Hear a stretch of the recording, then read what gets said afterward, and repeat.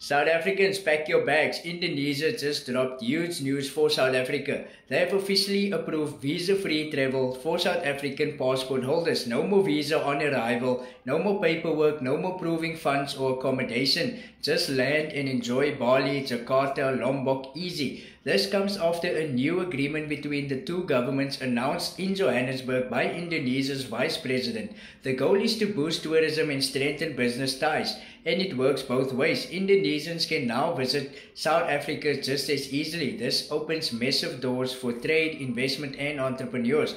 But keep this in mind, visa-free is only for short tourist and business trips. If you want to work, study, or stay long term, you still need the proper visa. So your passport must be valid for 6 months, have blank pages, and border officials can still ask for things like a return ticket or proof of accommodation. But overall, this is a major win for South Africans. Cheaper travel, less stress, more opportunities. Would you travel to Indonesia now that it's visa free? Let me know.